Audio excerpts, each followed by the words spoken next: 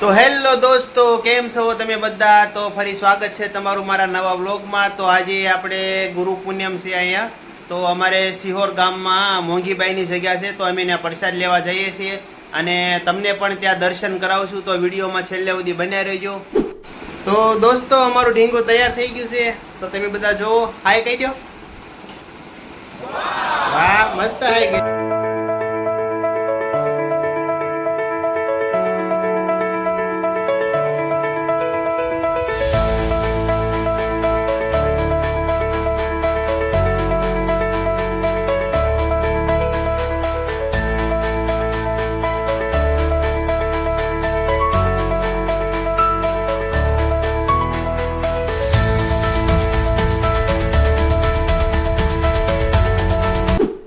તો દોસ્તો, હવે અમે પહોંચી ગયા છીએ. હવે અમે મંદિરની બહાર જ ઊભા છીએ, ગાડી પાર્ક કરીને.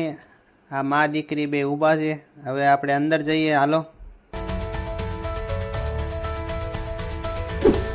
તો દોસ્તો, આ છે મંદિર. બધા દર્શન કરે છે, ઘણે પબ્લિક છે, તમે જોઈ શકો. અહીંયા ઘણી ટ્રાફિક પણ છે અને આ બંને દર્શન કરી લીધા છે. અને દોસ્તો, આ છે સમાધિ શ્રી ગગજી મહારાજ. 4-5 સમાધિ લાઈનમાં છે બધા મહારાજોની. નામ તો હરખા દેખાતા નથી વિડીયોમાં.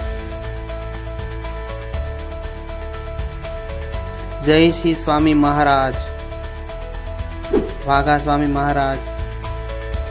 તો દોસ્તો, આવી રીતના 5-6 સમાધિ લાઈનમાં હતી. પછી આ આગળ નાના નાના મંદિર છે બધા, ત્યાં પણ દર્શન કરવા જશું. અને મંદિરની આગળ આ સ્વામી બેઠા છે, બધા એમના પણ દર્શન કરે છે, તમે જોઈ શકો. બધા પગે લાગે છે એમને. અને અમે પણ જઈએ છીએ.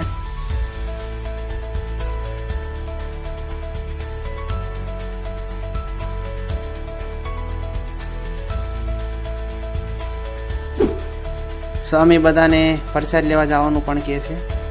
અને આ સ્વામી છે.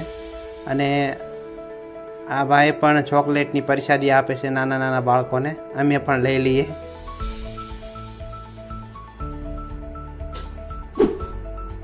તો દોસ્તો, અહીંયા ચિત્ર બહુ સારા છે, જોવાની મજા આવે એવા.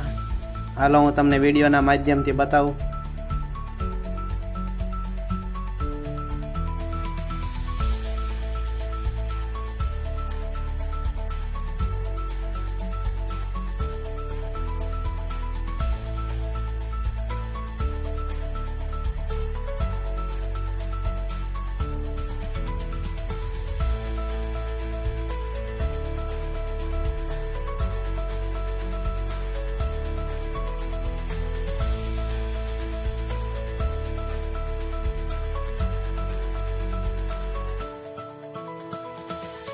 તો દોસ્તો, હવે અમે પ્રસાદ લેવા જઈએ છીએ.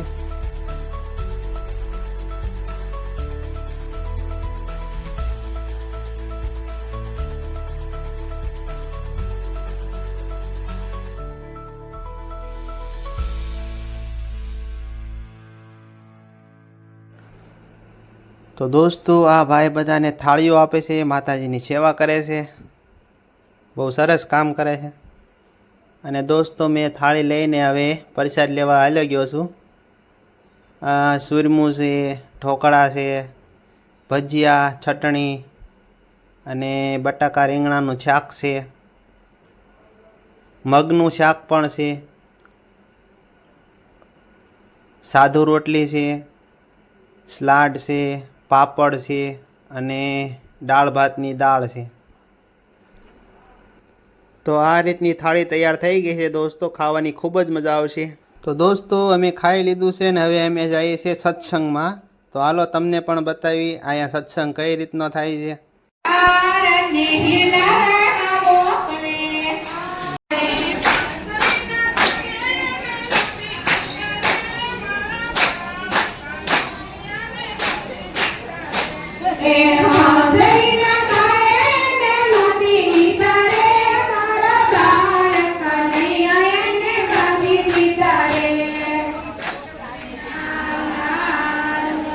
તો ફાઇનલી દોસ્તો હવે અમે પ્રસાદ લઈને ઘરે પહોંચી ગયા છીએ. તમને અમારો બ્લોગ કેવો લાગ્યો તે કમેન્ટમાં જણાવજો અને આવા નવા બ્લોગ જોવા માટે અમારી ચેનલને લાઈક અને સબસ્ક્રાઈબ કરી દેજો. તો જય હિન્દ, જય ભારત.